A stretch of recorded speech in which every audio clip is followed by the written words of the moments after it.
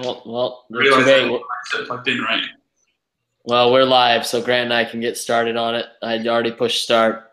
So, welcome back to the Lounge Sports Podcast. Interesting week. We're going to be talking about the NFC North. That's Richard's favorite division. And with that, let's, I guess, get started on how we think the division will play out. And I'll start with you, Grant. How do you think? 1 through 4, how do they end the season? I'll go, let's see. Packers, Lions, Vikings, Bears. I'll go Packers, Lions, Vikings, Bears. All right. Richard, anything different? Can you hear me? Yeah. Richard, how do you think the NFC North is going to play out? Well, as much as I would like to put Packers in first place, I just can't do it. Oh my gosh! The Lions were 9-4 going to Week 11 last year. Matt Stafford breaks his finger. We lose our top 3 running backs and all of our linebackers, and then we lose the next 3 games by just barely. And yeah, and I think they may actually made improvements on the team. What have the Packers done to make themselves better? They're playing a wide receiver running back. So you have the Lions at 1. Yeah, but I honestly think the Lions and the Packers are like really close. I think both teams will make the playoffs. Both teams will probably be in the 10 to 11 win range, and I think they'll both be really close again, like they were last year. I could see it going that way again. It's just that I think injuries is going to determine whoever stays healthier is going to win the division out of those two. I don't think the Vikings have a chance. Their offense is garbage. And the Bears, the Bears are the Bears. So, I mean, the Lions are are a more complete team. They have guys who are getting better most every position. They don't realize how injured they were last year, especially down the stretch. And they won, I think, 8 games in a row last year. So I mean, it's not. I mean, they had a firm grasp on the division until they just. How many games in a row did they lose to finish the year? They lost 4. They were 9-4 at one point. So they lost. And so they lost 3 in a row, and then the playoffs. And then the playoffs, so 4 in the last 4. Yeah. But they were literally calling guys off the street to start a linebacker. So how did they improve? I know they picked up an offensive lineman. 2 offensive linemen. Are both of them good? I felt like there's only one that I thought TJ Lang and Rick Wagner. I mean, they're respectable offensive linemen. I wouldn't say like they're going to be, like picking up Kalichi and Hudson. Well, they're not blockbuster. You have to pay them. But those are at their positions. Yeah, but they're definitely top. They're top half definitely at their position, each of them. Which last year the Lions didn't have top half at either of those positions, so that is an improvement. They did lose 40-something-year-old Anquan Bolden.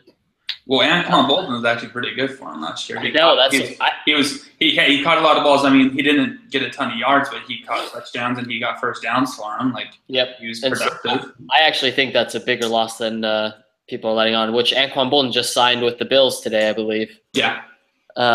So we'll see how that's going to come in a little bit to maybe some of my sleeper picks. But so I went a little bit different than you guys. Well, than both of you. So I have Green Bay number 1. I have Vikings 2, and then I have Detroit 3, and obviously Chicago last. And so Can you tell me who's going to start a quarterback for the Vikings? Sam Bradford. I don't like the Vikings at all. Vikings had arguably the number 1 defense in the NFL last year, but their offense was so bad, and their offense is going to be just as bad this year. Yeah, here's the thing. People remember the Vikings team that started off 6-1. They forget the one that finished 2-7. I agree. I don't think that they finished 8-8 then? Yeah. So yeah, the Lions finished 9-7. I don't think they're that far apart even last year to next year. I think the Lions, the Vikings made a couple big. I like the draft that they had. I like that they were able to get the running back. I have Dalvin Cook in the second round. Latavius Murray. Dalvin Cook, Latavius Murray is, they're a solid 1-2 group. Their wide receivers aren't terrible. Their offensive line, they did get. It's not the best, but I think it'll be better than last year, where they were just getting kind of like the Lions with their linebackers. They were just getting anybody off the street that could just be a warm body. I think they'll be better this year. I think the Lions and the Vikings are much closer than both of you guys are giving them credit for. I think the Vikings defense is actually the best, and I think Bradford, he's not my favorite quarterback. I think he gets a little bit of too much criticism. I think he's a solid quarterback with the weapons that he has, and I think the Vikings. I don't think the Vikings are making the playoffs. I don't have the Lions making the playoffs either. So I have them both in that 8-8, 9-7 region again. And so that was my reasoning. I'm sticking with it. Well, you're gonna be wrong, so prefer that one. Go ahead. As a fan of the team that has had Bradford, I can tell you he's not good, and he's never really been good. I mean, he hasn't. If he was like instead of the number 1 overall pick, he probably wouldn't be a starter. But just because I don't know, people think he still might be good. I just don't see the upside with him, and he's always just going to be a dink and dunk quarterback. I think last year he actually averaged his highest yards per pass attempt, if I believe is correct. Yards per pass attempt, or whatever it was, yards per completion. Because before he was very much a dink and dump. I think guy. he led the league in completion percentage, but I'm pretty sure he didn't lead in yards per attempt. No, I'm not saying he led. I'm saying it was his best year of yards per attempt. Yeah, it was his best year. Yeah, he's 19th. It was his best year. His 7.3 yards per attempt.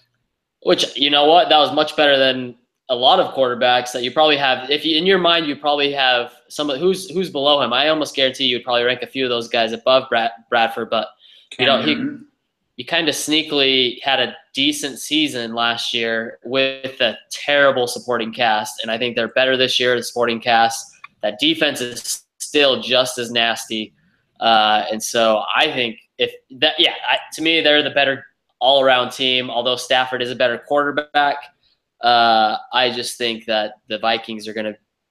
I don't have them making the playoffs. I don't know if 9-7 will do it this year, but that's about where I'd put them. The thing is, the beginning of their season last year, those games they won, the difference in the game was some sort of special teams touchdown. I get that.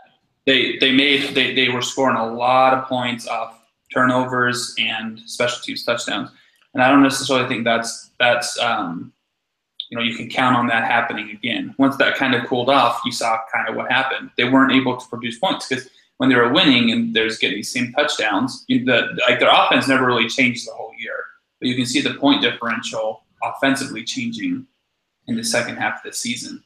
That's a good point. That's a solid point. You definitely can't count on that season to season. But let me ask you, Grant, and before I know Richard's a little biased on this, but who do you think of those two teams, mentioning the players that both of us mentioned, did better, added more valuable talent around the team?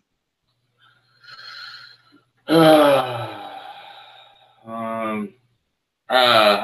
would lean towards the Vikings. I would lean towards the Vikings, but again, I don't think I like Dalvin Cook. I think Latavius Murray is an average at best running back. He averaged like 4 yards per carry with arguably, a top 2 offensive line last year. Yeah. On the Raiders team, averaged like 5.5 and 5.9 yards per carry. So he's just mediocre in my mind. So I don't really consider him a game changer. No, but he's better than either running back they had on their team last year. Yeah, whoever was Asiata and McKinnon. And he's going to be their second string running back. So I'm still not high on their receivers. Did you know Adam Thielen led their team in receiving last year? That's not good. And so I like Dalvin Cook. You both know I really like Dalvin Cook. I think Bradford's going to dink and dunk to him quite a bit. Still think Stafford is much better than Bradford and is worth an extra one or two. And yeah, I know the Vikings defense is really good. Is the Lions defense improved though? I mean, they were decent last year, but I don't know if they improved that much this offseason through the draft. Their first two picks were defensively. They got Jared Davis and T. Tabor. Yeah, they did. That's true. Those are decent. I mean, and everyone is talking about how good Jared Davis is. Like even other teams, they're like, "Oh, Jared Davis." He's like a lot of people had him. Gerard?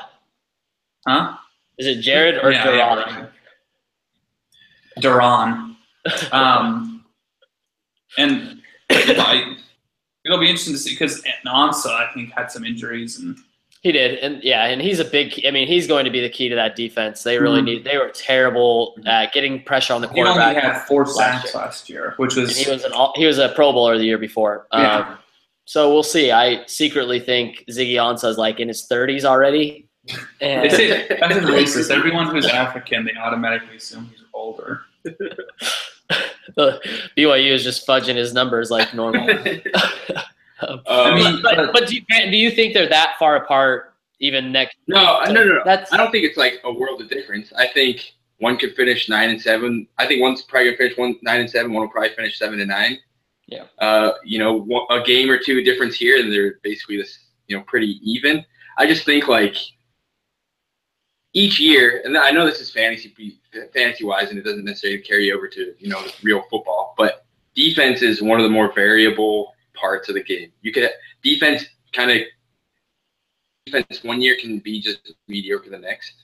Sometimes turnovers could be really up one year and down the next. Turnovers are something that's usually pretty you regress to the highly variable this year. Yeah. Turnover, but that defense, as far as even just giving up, rushing, passing, they were a solid defense. They were good. They were an extremely good defense. Sure. Yeah, I just think I think the Vikings offense is worse than the Bears offense. I wouldn't go that far. No, I wouldn't go that far. But I would. What I'll say is, if that defense isn't a top 5 defense next year, if it's like, number 8 defense, it's really good but not like amazing, then they're probably going to be like a 7-9 team, and I can totally see that. And I don't see that offense carrying them really for hardly any games. And so their defense has to be really, really good, like it was last year, for them to get above 500. I think it's just I can see the Lions getting to 500 easier than the Vikings. Because I think Matthew Stafford can win you 2 or 3 games, like an MVP first 10, 12 games. But he broke his goddamn finger.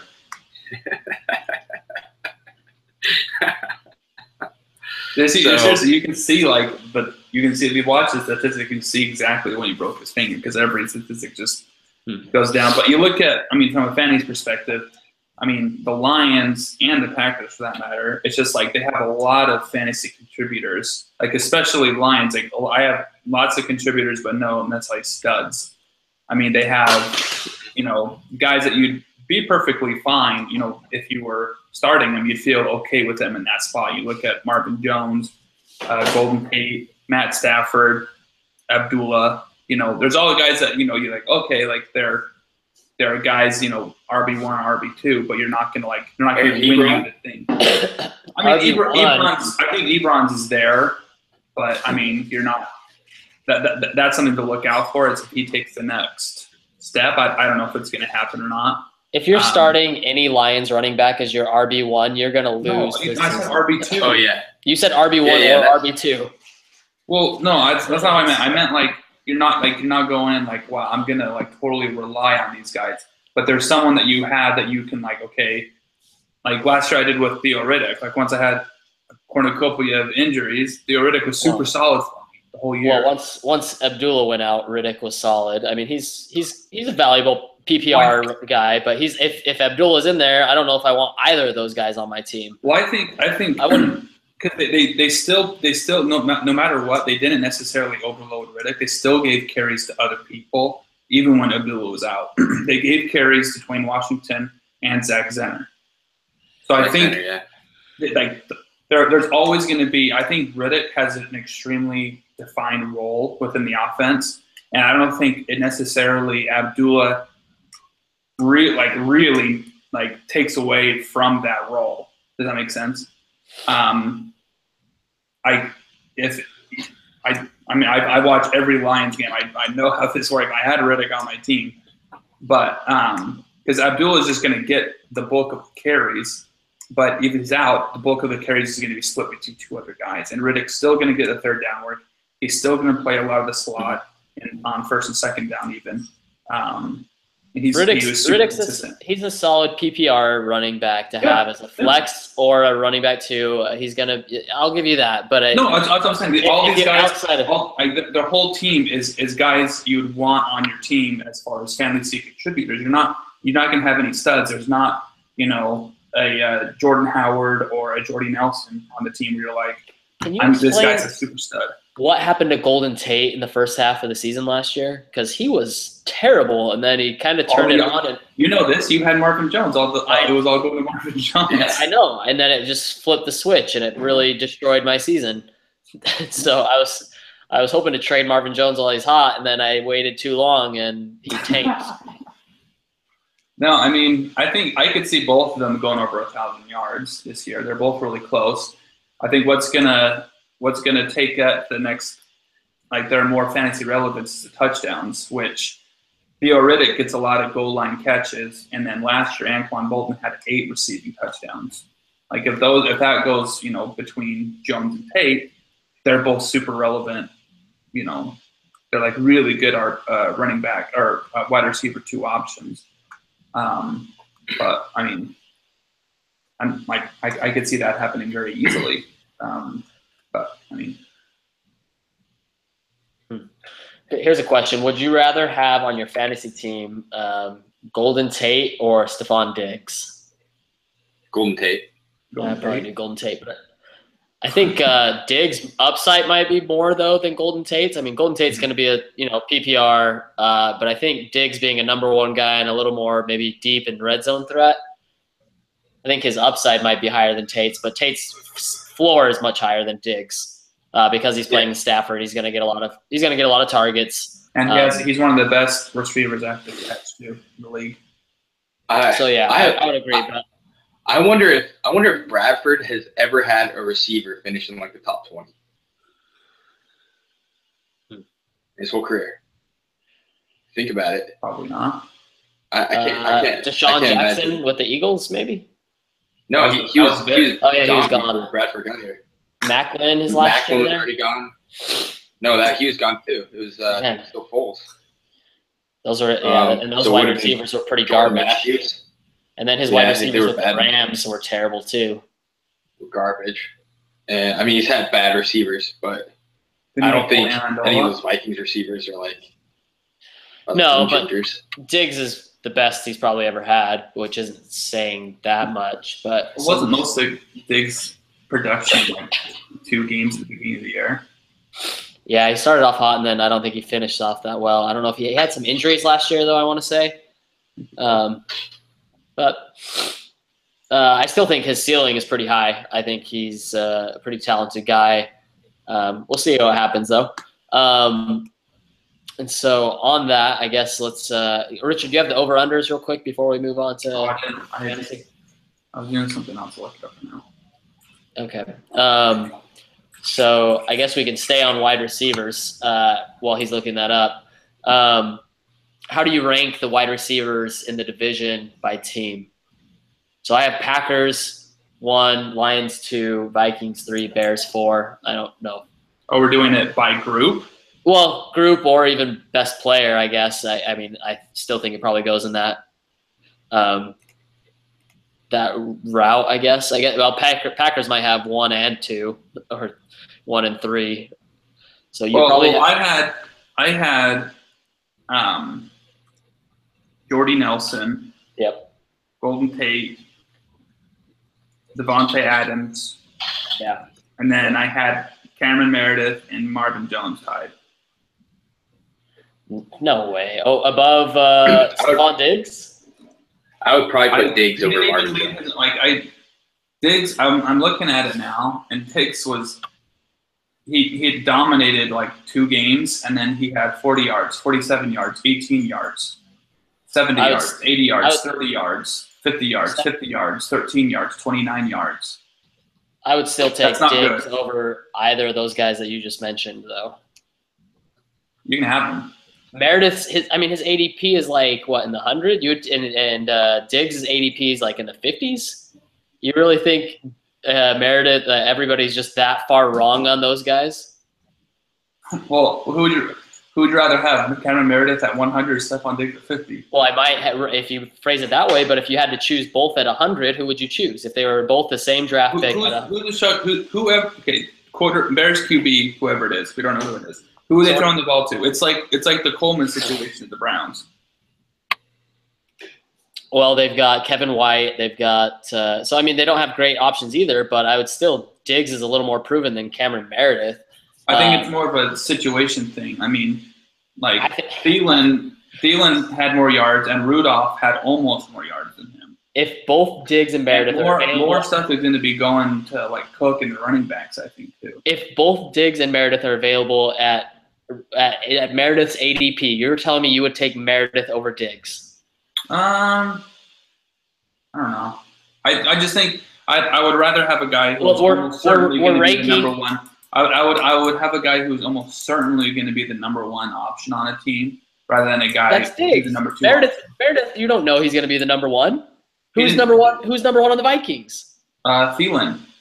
Thielen's not going to be the number one. Diggs is much more talented. Diggs is number 1. Yeah, Diggs is going to be the number 1. There's no question on that. If you're crazy, Richard, if you put both those guys above Diggs. Adam Thielen had 967 yards and 5 touchdowns last year. I'm not saying that he's games too.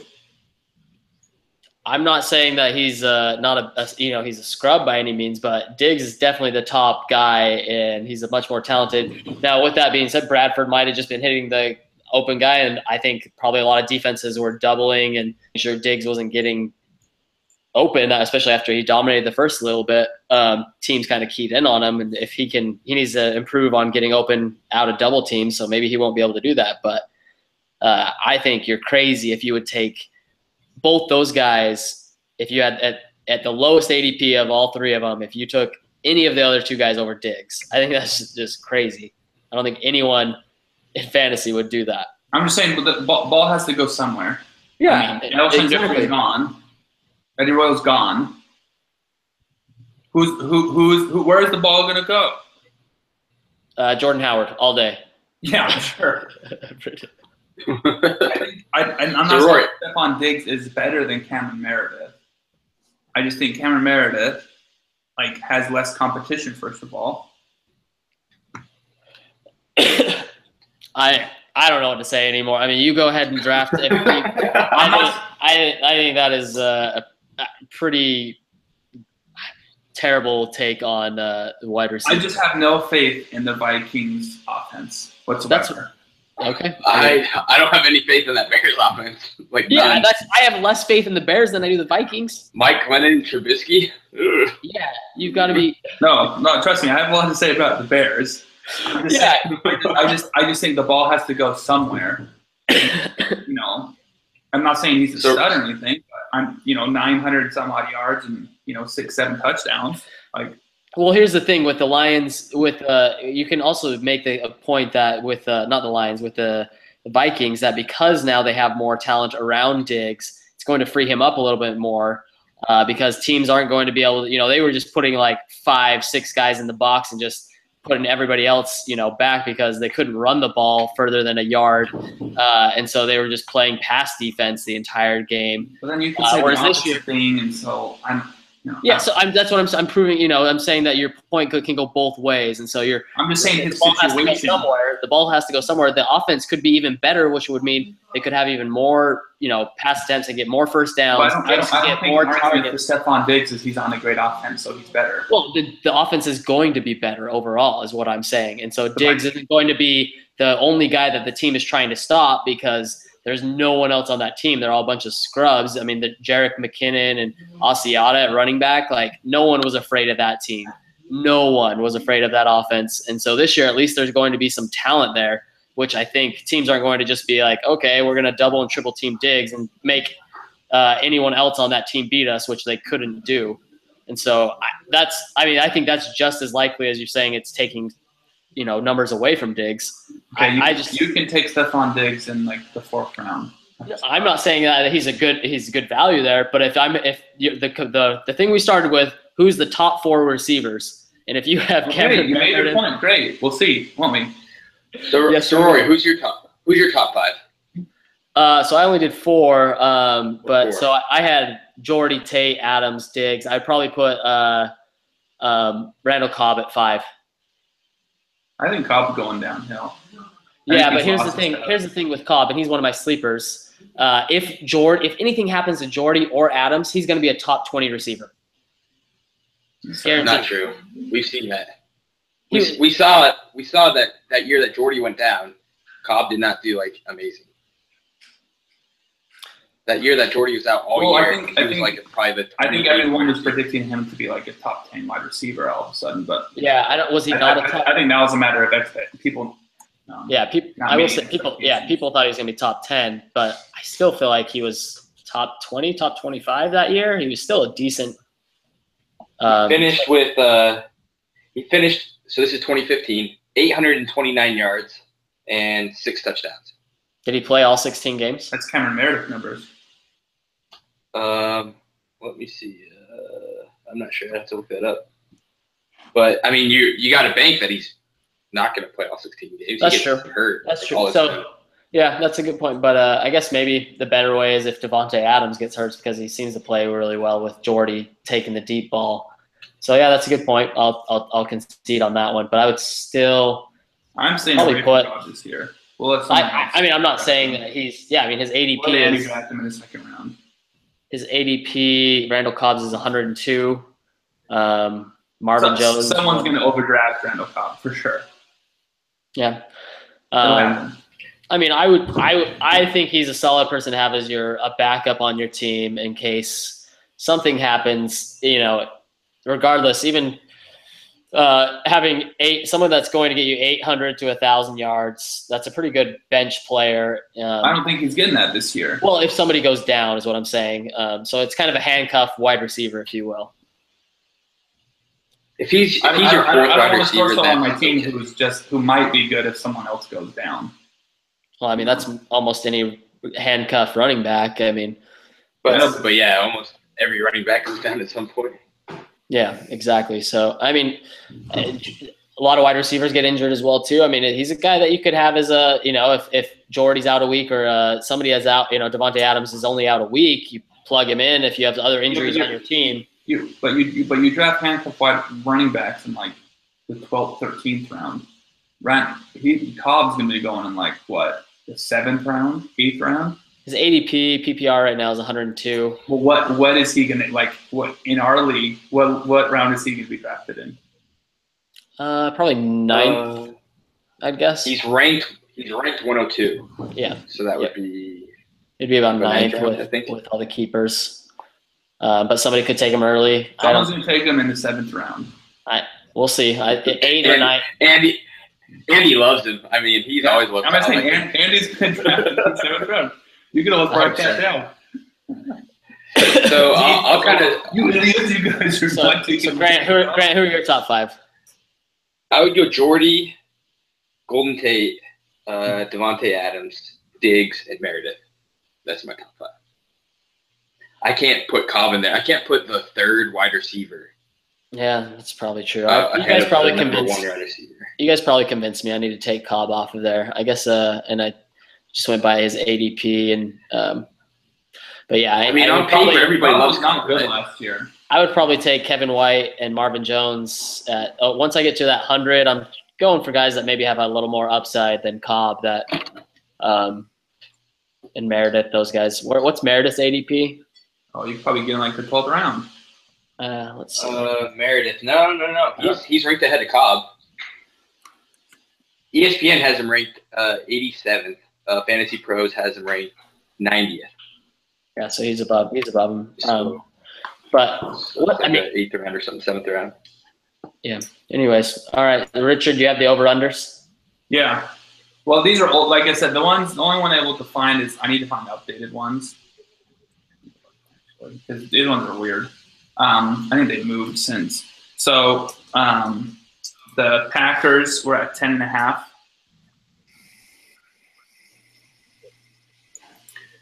Do you know which division they're playing this year? Or divisions? Let me look here. You know this. What was that? Sorry, you kind of cut out on mine. The Packers number was what? 10.5. I think they're playing the NFC South. Ooh, that's a tough. And the AFC North, I believe. Ooh, those are two good divisions. Yeah. Yeah. AFC North and NFC South. And what was their number, Richard? Mine is 10.5. 10.5. 10.5. Yeah. Oh man. I'll do over. I'll say they get 11. I mean, it's hard because I think they're going to win. And the hard thing about Green Bay is that they're kind of thin. You know, they don't really are active in free agency, especially defensively. They're pretty thin. So, I mean, any injury, anything goes sideways. I think they're winning 10 games. I'll take the under. Grant? I will go. Oh man, that's tough. That's too tough. But I don't have them winning division. You guys both have them winning the division. I'm not slurping the Packers Kool-Aid from year to year like you guys. I think it's about time that they aren't as good as, you know. Yeah, and the Dolphins and the Jets and the Bills are going to win the AFC East as well. That's different. Yeah, we know that. Tom Brady, it's about time. This year's the year. He's gonna finally. That's different. You know it. Oh, that's different. Aaron Rodgers is not an MVP quarterback. I mean. Yeah, but the Patriots are a much better team than the Packers. Aaron Rodgers is a much better quarterback than Matthew Stafford. Not that much. Okay, yes, but I will go. The last 2 years they finished 10-6, so I'm gonna put them right there at 10-6. They did add Bennett, who I like. He's a good tight end. I think he's an upgrade over Cook. He's a good run blocking guy too. Yeah, I think Jordy's getting a little bit older. I mean, all their guys, they've just been kind of bringing back to their offense every year, except for running back. They've got a whole new running back core, but I don't know if their running back core is any better than it was last year. Well, they lost a few offensive linemen, didn't they? Yeah, they did. Not Bulaga. They brought in Bulaga, I think. They lost they lost the Bears. Yeah. I think they lost another guy, didn't they? I think they lost two. I think they lost like their right tackle and left guard. Or something. Right. Lang played right guard. They lost Julius Peppers. Bakhtiari. They lose Bakhtiari. I think so. I just have suspicions on, you know, how good, because like they're playing a wide receiver at running back and they're hoping that's going to work. It worked last year. I mean, I think it was a little gimmicky, and I think teams are playing off of them a ton. Brandon, didn't you have him last year? I was really jealous because I did. I picked him up. I splurged on him. I paid like $30 or something on our waiver wire, and he had like 2 or 3 really good games, and he kind of fell off. He got banged up a little bit, you know, because he's a wide receiver playing running back. McCarthy's, you know, praised him a ton this year. I guess he put on like 15 or 20 pounds to try to beef up. But yeah, we'll see. I mean, I liked him, but I don't know. The running back spot for the Packers hasn't been, you know, crazy good. Eddie Lacy's had 1 or 2 good years, but 1 or 2 down years as well. I don't know. Just kind of their running back gets the ball as much as Aaron Rodgers wants them to get the ball. And lately he's been wanting to fling the ball around. So I don't know. I think their offense could take a slight step back. And again, like they're kind of up and down. They always, for years, they started off slow and then they turn it on the second half of the season. Okay. And I don't know about that defense. Clay Matthews is not a good linebacker anymore. That's his prime, and I think he's a terrible outside linebacker, actually. So I could see them.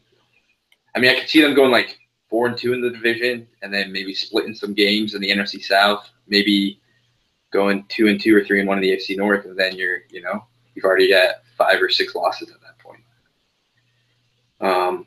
So yeah, I'll go under. Okay. All right. So let's see. I'm by the way, I'm keeping track of all these things in a spreadsheet. So at the end of the year, we can see who's right. All right. So next we have, I guess the Lions. You guys had them higher than I did, both of you. So Lions. I'm putting money on this line. 7.5. Oh. Yeah, I'll go over. Yeah, I could see that. I could see them at That's a great line. 8 and 8 or 9. Yeah. No, I'm going under. I think playing the NFC South and the AFC North, that's pretty brutal stretch of games. And then they also, I don't think they're that much better than the Vikings, as I've already said. And then the Packers as well. So I think they'll go 6-10, 7-9. I don't see them beating. I could see them losing to every single team in the NFC South. Mm-hmm. I mean, I could see it. I could also see him splitting. I'd be interested to see who they play at home. That's their best chance. If they play, maybe if they play New Orleans at home, they can, because New Orleans isn't very good on the road, and Tampa Bay. Maybe they can win those two at home. The New Orleans at home thing, I think, has proven to be wrong. The last couple of years, they've been just as bad at home as everywhere else. I would still rather play the Saints at home than on the road. That's with anything though. Yeah, but I'm just saying. I don't think this like mythical thing. Wow, you can't beat the Saints in the Superdome. Like I don't buy that. I don't see the Lions. I don't see the Lions beating the Saints at home. He's just saying that the two teams that they're probably going to beat in the NFC South is the Buccaneers and the Saints, and if they can play them at home, it makes a better. But if they play both those on the road, I would probably favor both those teams. They play. I'm just going to say, if Stafford is as good as he was last year, they should be able to go 8-8. You'd hope so. I mean, he was like top 3 MVP candidate going into week 10. Yeah. And so if he's as good as he was last year and plays 16 games, I definitely think they if Stafford is as good as he was last year, they're winning like 11 games. They were 9-4 last year until he got injured. What did they start as? 1-3 as well, and then finished 0-4. So I mean, they went on a good run, and then they went on a bad run. They started on a bad run. I mean, that's kind of the Lions' MO. They'll win a bunch in a row, and then they'll lose out, or they'll start off they'll start winning at the beginning of the season and then go terrible at the second half. Like, they're not consistent ever. Yeah, but he was an amazing quarterback the first, basically 14 weeks.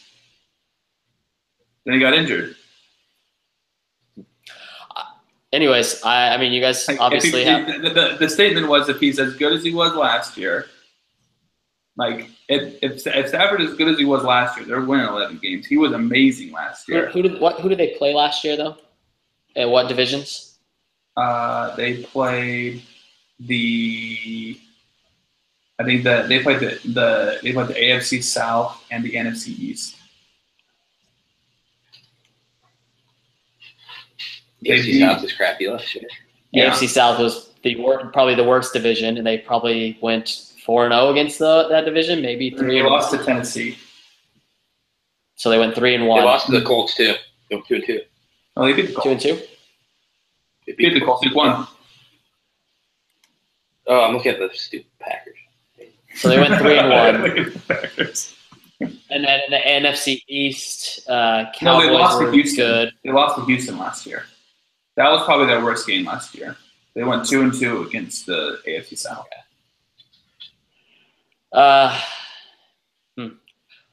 I just think that the AFC North has a couple winnable games. So if they can go 2-2 against Cincinnati and the Browns, I don't have them. I'm not as high on them this year as you guys are. But we'll see. I could be wrong. I just think that like it'd be one thing if they lost a bunch of players and there was a bunch of question marks.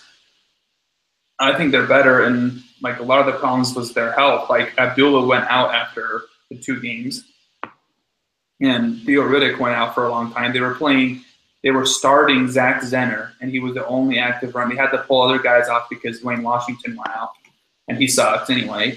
And they were pulling off random guys off the trash heap to play linebacker. So, I mean, just if they're able to stay mostly healthy, they'll be just as good as last year. Obviously, things can bounce, the other way, but all things being equal, they're just going to be just as good as last year, if not a little bit better. I think. The biggest question mark you haven't even brought up yet about the Lions is that Taylor Decker went out with an injury, and he's going to be out the first 5-6 weeks, maybe. That's going to be the problem.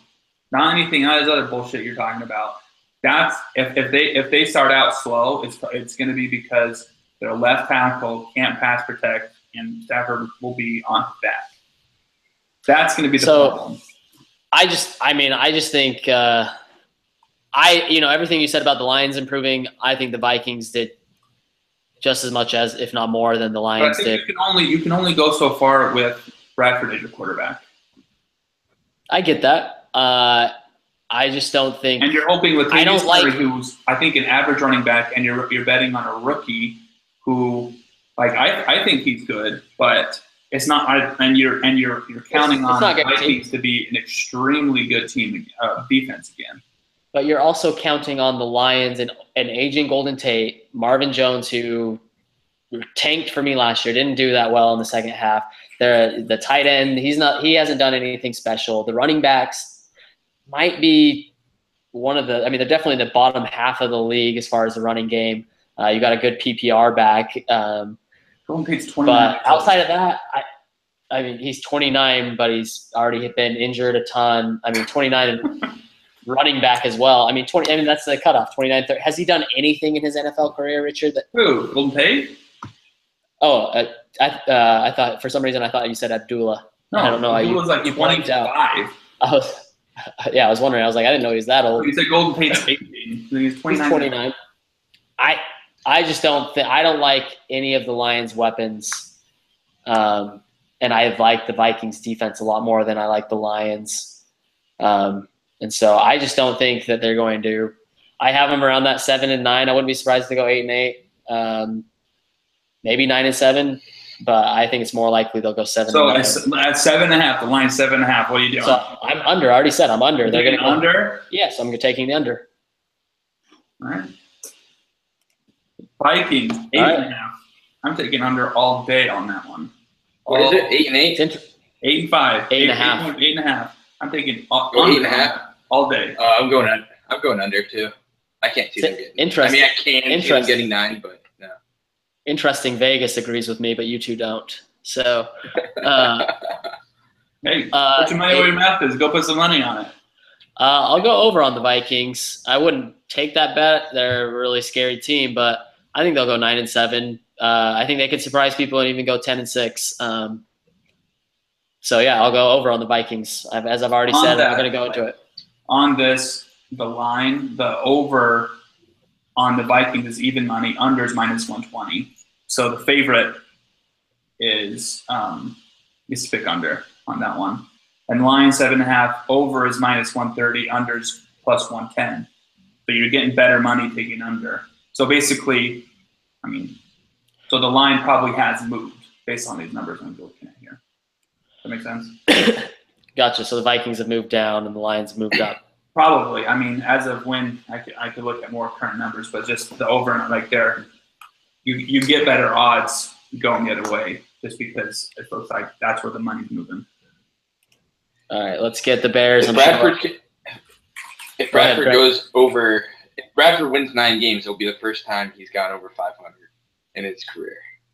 I mean, this is he went 8-8 last year and so I think that they can win one more game. I think he went 7-8. He only played 15 games. So I think that this is the best defense he's ever played with, the best supporting cast he's probably ever played with. So I think if ever there was a year that Sam Bradford could go over 500, this is the year. So I'm going the over. I think they'll go 9-7. Anyways, let's hear the Bears over under. I'm sure everyone would pick probably the under. 5.5. I'm doing under. Yeah, I'd go under too. Yeah. They're. I don't think it'll be bad. I think their only thing is Jordan Howard, and I think Howard has the perfect recipe for sophomore slump. Mm-hmm. Like big time. Last year with St. Louis or the Los Angeles Rams. Yeah. Gurley. Yeah, exactly. Teams are just stack the box. Kind of like a weird statistic that there was like some crazy amount of his yards came when the Bears were down by more than 2 touchdowns. So in other words, like when they were down, they didn't bother throwing. They just kept running the ball, even though the defense was in like a prevent defense. You know what I'm saying? So it's like interesting. I mean, I don't know. You know, that's kind of like a weird, might be a fluky thing, but it's like it's almost opposite of how it normally goes. And it could have just been toward their play calling where they just, you know, didn't have a quarterback, so they just would just run. I mean, and their quarterback position has got to be the funniest thing in the league right now. I mean, they paid Glennon. How much did they pay Glennon? Like $18 million. $18 million, right? They say, "Oh, you're going to be our guy. We love you, et cetera, et cetera." He didn't even play last year, did he? No. Which is weird. I mean, who were they bidding against? Maybe the Texans. I don't know. You know that got him to that number. That's the best part. One, who were they bidding against to get there? So nobody. It's presumably. Second, they go into they bring in Glennon and they take them in. They even invite them to the stadium to like this like watch party thing with like, you know, season ticket holders, and it's supposed to be like a cool thing for them. And they give away like their next year's first, second, and third or something like that to move up one spot with the Niners. Presumably nobody else was even bidding with them to pick the quarterback who would have been there at 3. Like, it's amazing. They were bidding with no one else, overpaid to move up for both their quarterbacks. It's amazing. Ryan Pace is a genius. And the thing is, nobody's really high on either of them. You know, like Trubisky didn't have – a lot of people didn't even have him ranked as the top quarterback. And so if you're going to trade up to get a quarterback, he's got to be like a sure thing. And Trubisky is not. He reminds me a lot of like Blake Bortles. Kind of came out of nowhere, had a really good last year at college, came onto the scene. He's a big, strong, quarterback that can throw a deep ball, but doesn't have a ton of experience. And so yeah, I mean they're a mess. I mean I can name several running backs who go through the sophomore slump. Doug Martin went through it. Jeremy Hill went through it. These were all guys that were – Doug Martin I think I took like with the second pick his sophomore year because he had so much hype. He had so much – there's so much hype around him. He had like 1,500 yards or something as a rookie, and everybody thought, oh, he'll just get better. But it just depends. And so, yeah, I think the Bears are going to be terrible, and that their defense isn't even good. Really, I mean, they had a terrible defense last year too. So I will say their offensive line is better than most people give them credit. They have actually a pretty solid offensive line, but outside of that, they are just completely void of any talent besides Howard. I am not going to draft him there. I can almost guarantee it. We'll get into sleepers. Kind of somebody has to get the ball. Kevin White's still there. He's got talent. His ADP is 142. If I'm in the 14th, 15th round, worth a flyer at that point. Yeah, he was still a top 10 pick in the draft a few years ago. He's had some injuries. Talent-wise, still there. He just hasn't put it together. So I think upside, he even is above Cameron Meredith. But so, yeah, he's one of my sleepers. But, yeah, I think he would be, besides maybe if you got Howard later on, but he's obviously taken in ours. He's the only Bear I would draft. And that's only at like his ADP of 142. Yeah. I had him on my sleepers list as well. If you get him, if I can get him as like a flyer, as like my 6th wide receiver, then yeah. Well, I'm going to give you an actual good like sleeper that you can get like with your last pick, and just maybe it'll show up to something. And this is going to your Randall Cobb thing. Is Galladay, the Lions rookie wide receiver? Everyone who goes to camp says the guy's a stud. You could probably get him with your very last pick, and I don't think he's even probably being drafted. But kid is good. I looked him up today. Huh? I looked him up today, actually. I was trying. His ADP is like in the 200s, I want to say. Oh, we can get him last pick. Deep sleeper. Oh yeah, I'm not saying deep. That's a deep sleeper. But you're talking someone. Yeah, his ADP on Fantasy Pros is 218. Yeah, deep sleeper for sure. But I mean, he's a guy that could come up to something. He's going to get. So there's a argument that he's going to start get those Anquan Bolden targets. He's going to. Where is he a rookie? He's a rookie. Where did he go to college? I don't even know this guy. Illinois or something. Was he undrafted? He was a 3rd round pick. Yeah, let's see. Galladay is receiving heaps of camp praise and should see plenty of time in the field for Detroit, but will likely be a 4th or 5th down on the target totem pole to start the season. So maybe later on, you could definitely. There's been like players that go back and all they want to talk about is Galladay and how good he is. And every reporter I see, I'll read their feed, and every one of them, all they want to talk about is Galladay and how good he is, because he's bigger than Jones or Tate. He's like 6'3", 6'4", something like that. And would you take Galladay or Will Fuller out of those two? Will Fuller's injured, so I would take Galladay. Let's see. Oh yeah. Yeah, Will Fuller's like done. Yeah, he's collarbone. Almost 2 to 3 months. I was just saying their ADP was right by each other. But he's a guy. I mean, it'll be interesting to see, how much run he gets. But I could see him being the 3rd receiver slot guy in that offense easily. So you both gave a sleeper wide receiver. I'll throw him. I liked Kevin White as well. I'll throw another one out there, which is Laquan Treadwell.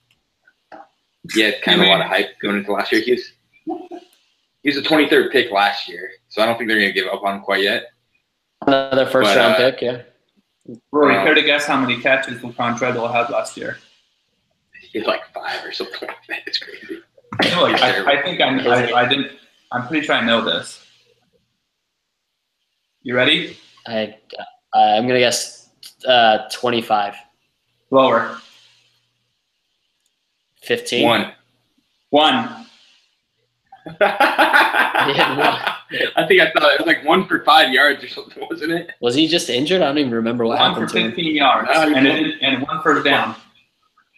Yeah, he played in like almost every game. Yeah, he had 1.7 yards per game. Jeez, that's a terrible first-round pick. Yes, it is a terrible first-round pick. But he's currently going wide receiver 83. Yeah, he's 80. He probably has some upside. I mean, he's not even being drafted, basically. 231st ranked.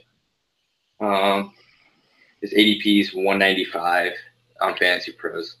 I'm seeing Fantasy Pros is 231. Oh, well, are you doing sleeper guy? PPR? I'm doing 0.5 PPR. The Packers running back. Because I could see this Ty Montgomery thing going. Yeah, Jamal Williams, he's on my sleep. He runs kind of upright, and I could see Williams because I don't know if you watched BYU games or whatever. He's actually good. Like, he's kind of your typical running back. Like, he has explosiveness. I could see him getting a lot of run there in that offense. Especially if Montgomery gets injured, which is likely to happen considering he's a wide receiver playing running back. Yeah, I agree. If you draft Montgomery in the 4th or 5th, wherever he's going now, you almost have to draft Williams just in case something happens to him. Yep. So if I have him drafted in the 4th or 5th, Montgomery, I'm probably taking Williams way earlier than anyone else. Once 10th or 11th, he's probably. You better take him in the 5th, or else I will. I would love nothing more for you to draft my handcuff in the 5th round, Grant. And then he goes down in the first game. I'm just saying, you better steal him in the 5th, or else I'm getting. I could even see that as a running back by committee situation where even they could both be on the they could slide Montgomery out into the slot a lot, and share carries. I think both of them in the backfield, do some creative stuff. Well, I think it would be smarter for the Packers to use Montgomery the way the Lions use Riddick. Give the bulk of the carries. He's still going to get a fair amount of carries, but more carries to other guys. But he's going to get just as many or more targets because he's going to be, the 3rd down guy, and he's going to be, he's still going to be on the field at the same time as the other running back sometimes. Because you see a situation where Montgomery is getting 25 carries a game. No, I don't see that happening. I think Montgomery will probably get like 14 to 15 carries a game and probably like 6 targets or something like that.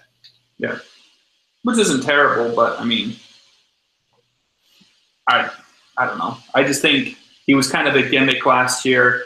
They were on a super hot offense, and he had a couple good plays. But I could really see it going sideways for him. Yeah. I like Williams as a sleeper. Let's see, who else did I have as my sleepers? I'm trying to think if there's anyone else. I had it written down. Let's see. Deep sleeper, if you go by, I don't know if you guys remember, was it 2 years ago that Grant waited to draft a tight end till, I don't even know if you drafted a tight end that year.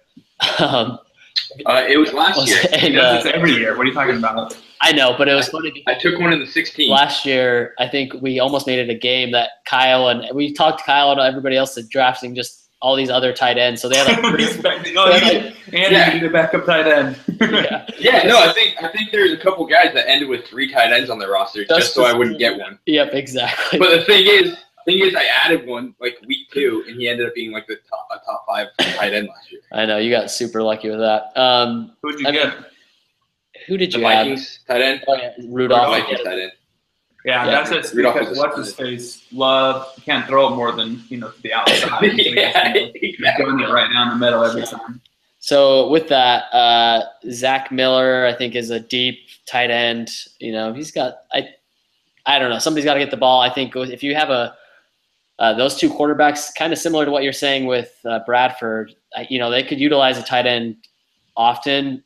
A good dump off guy.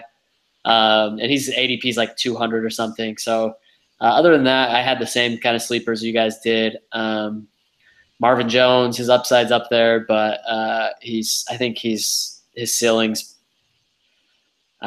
he's just too hot and cold to really take too seriously. But ADP 126, that's not a bad draft pick in my opinion. Because he could have some games where he goes off. I think the first 2 weeks of the season, he was the number 1 player in fantasy last year, the number 1 wide receiver.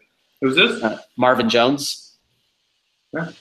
So last year, so he's a guy that's definitely hot and cold. He'll drive you crazy because he'll go and get 2 catches for 5 yards, and then the next week he'll have 4 catches for 150 and 4 touchdowns, like all just crazy deep bombs. I think Marvin Jones is a guy that you don't necessarily want as your 1 or 2 wide receiver, but you're super happy with him at flex because he's going to win you a couple games, a couple weeks. Yeah, I would probably want him to be my wide receiver 4 at that point. It depends on your roster construction, but you know what I'm saying. Yeah, exactly. I get it, especially on if there's bye weeks and things like that. Like he's a guy. You're super happy if you get the Lions number 2 wide receiver in your flex position. Like you're cool with it. Well, I'm trying to avoid any Lions. Yeah, you're just a hater, man. I seriously thought Grant was gonna have his, Gatorade on more than you. No, I actually would Stafford. I would take fantasy perspective. I like Stafford, especially at his ADP. I know you'll probably draft him a round or two early. Probably.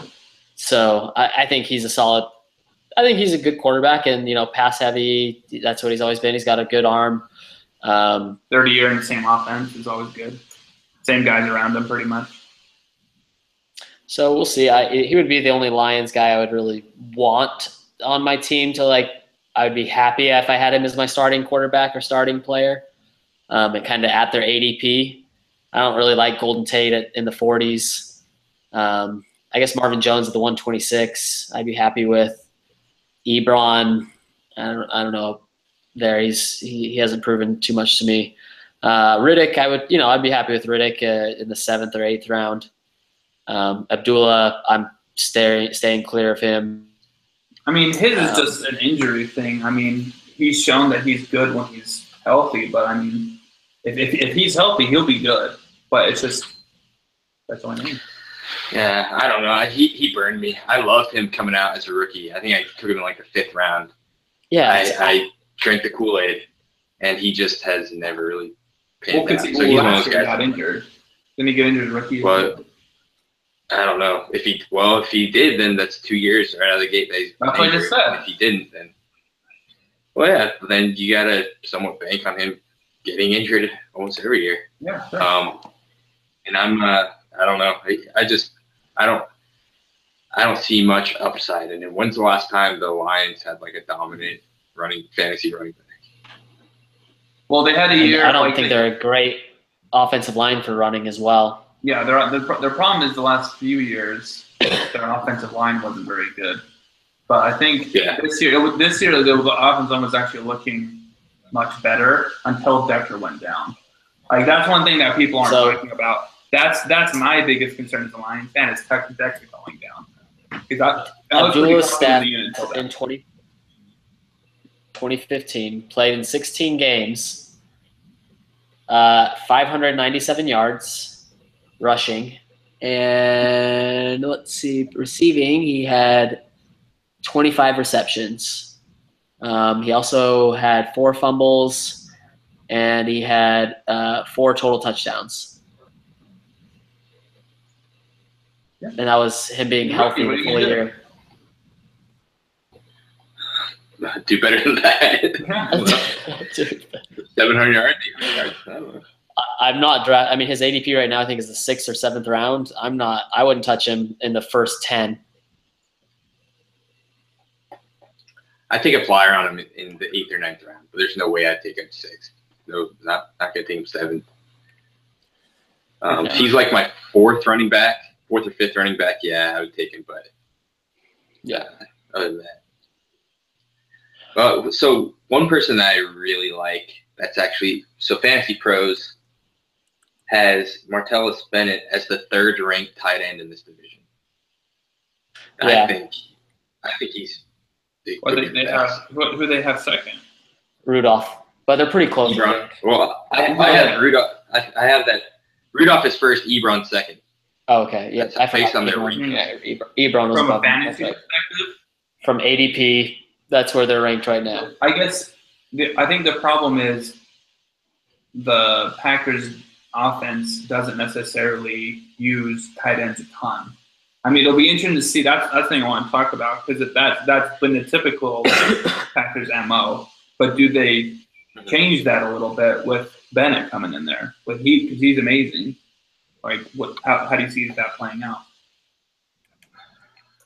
I think they would be foolish not to, do something to play with his strengths. I mean, they haven't really had a dominant tight end there for the last 4 or 5 years. The last time was Jermichael Finley when he was fully healthy, and he was good. He was a solid fantasy tight end for a year or two before he had, I think neck problems.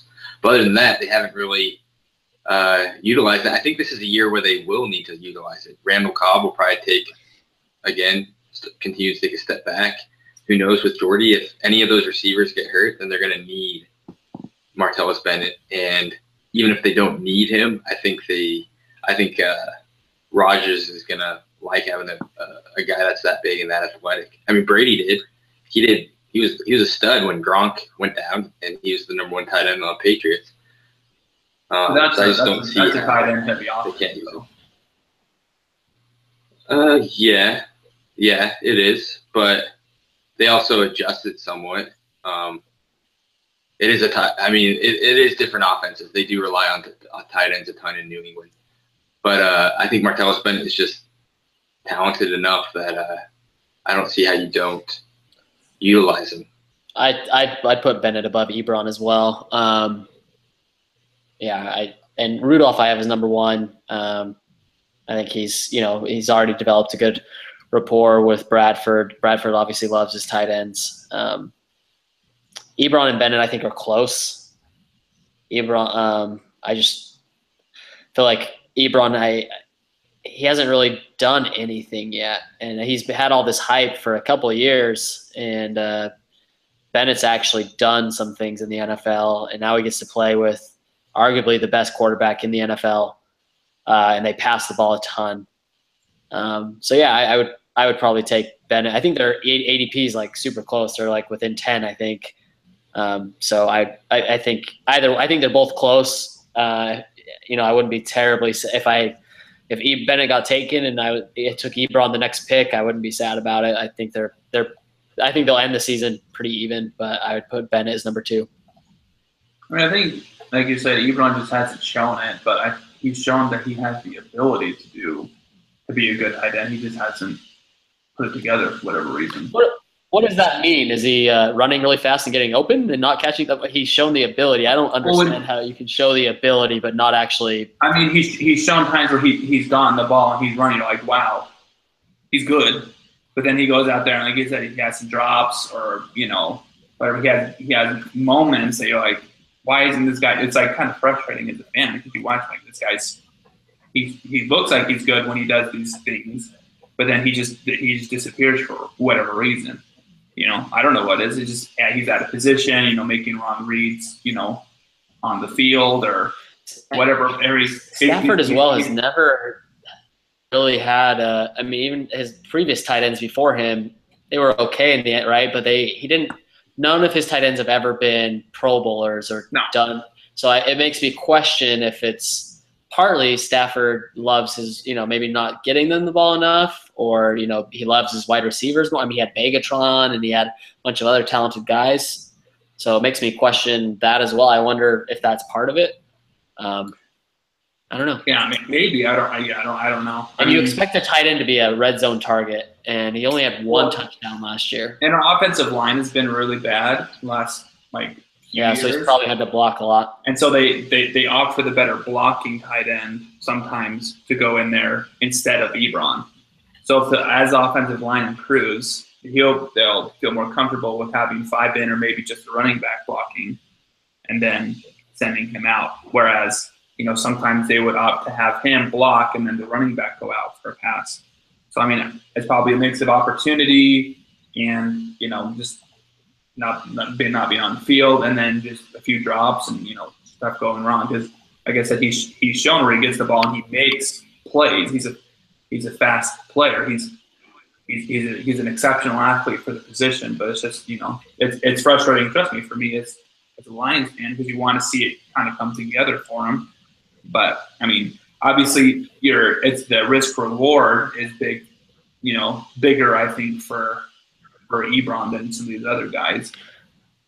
That's probably true. So here's a stat, Richard, that might you maybe should have brought up in your argument, and this actually may make me even switch my mind a little bit. So his first year, so this is his 4th year. No, his first year he had 248 yards. Mm-hmm.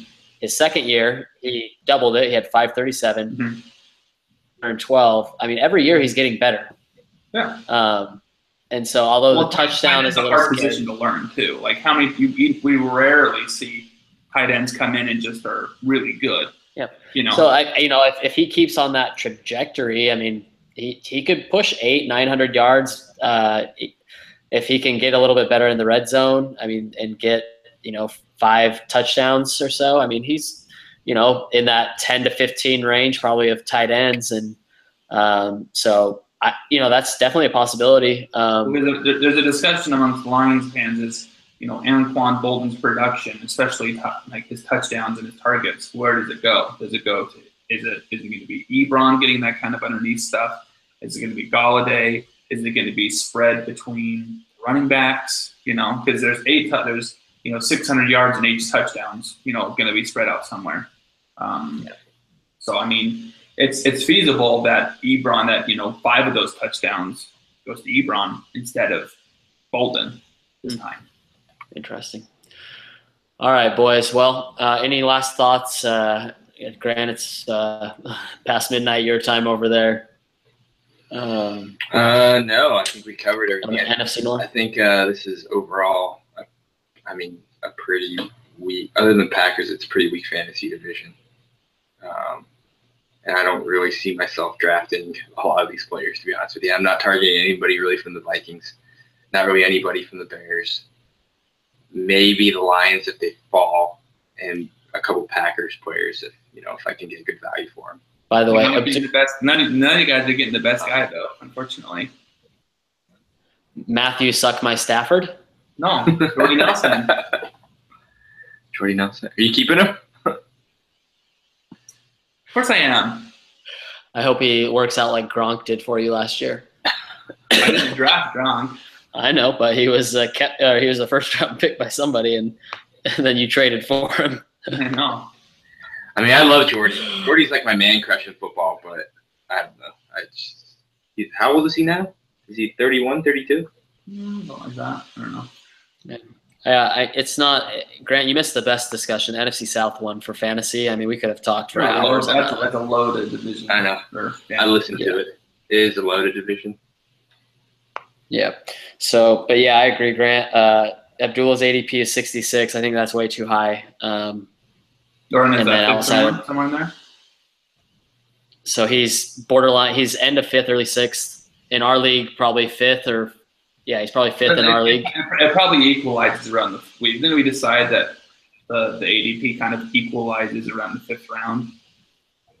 Yeah, but for keepers. I guarantee if the ADP stays this way, if it's at 66, I bet he'll be in the 5th round.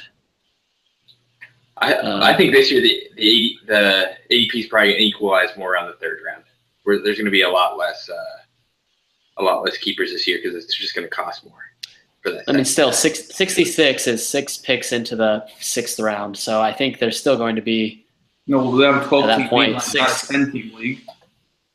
Yeah, we're in a 12-team. Yeah, so 5 rounds is 60 picks. 60. 5. So I said 6 rounds is 6 picks. So he'll be the 6th pick in the 6th round. 5th round. No, Richard. I know math is hard. So if the 60th pick is the end of the 5th round. So 6 more picks would be 6 picks into the 6th round. There you go, Grant. You're the winner of the week. Yeah. So I think I think it'll move up 6 picks at a minimum. I think he'll be taken in the 5th round, even in our keeper league. Yeah, I don't know. I'm more, I'd be leaning towards Riddick anyway at that point, just because of the consistency that you get from the receiving. And Riddick's not far behind him. I would draft Riddick like you, Richard. If I'm drafting at that point, I have to choose one or the other. I'm taking Riddick. Yeah, and especially in keeper league. I'm super happy with Riddick and my slot position just because I know he's going to get a certain amount of production. He has upside to get 2 touchdowns and 100 total yards. Not that crazy to think that happens. So Anyways, it'll be interesting. It'll be. We all agree. Well, not Richard, but the Packers. I think are going to win, and then the rest of the 3, I think, are just going to be a dogfight. Well, actually, the Bears are just going to lay there and get it and take it. They will. So it'll be. I don't know. I could be wrong. Maybe this year that all 3 of those teams do really well. But I'd be surprised if 2 teams from this division make it to the playoffs. regardless of how it ends up. Maybe the Lions win it out, like Richard says, and the Packers have a down year. But playing, I'm not going to win out, but I think. I mean, I could see. Like I said, I could see both of them winning 10 or 11 games. Yep. I mean, that's very possible. The Lions are talented. I think I'm higher on the Vikings. I think those three teams are all good, and I could see them making the playoffs. I also can see them beating each other up. And then they're also playing in two brutal divisions. So it could be a lot of three teams around that 10-6, 6-10, 8-8. Because I think all those teams, I could see all three of those teams beating each other at least once if things roll the right way. And so that's the other part of it is they have to play each other and then twice, and then they're playing two really tough divisions. So it'll be interesting to see how if they put it two teams in the playoffs again. All right. Well, next week, what division do we want to do? We've got the West and the East left. So let's do the East. We can do the East. East sounds good. If you guys can do the West when I'm out of here, so because you're gonna have plenty of other people you could put on. Well, I'll just talk all day about the Raiders. So you can bring Shane on. You can bring Andy. You can bring Kim. You can bring Lance. We have the West and the East for both conferences, right? Yeah. Well, okay. We could bring Andy on for the East too. Tom Brady is just bandwagon. Well, whatever team is easy to like at the time, Andy's on board. Gotcha. All right. Have a good night, guys. Later.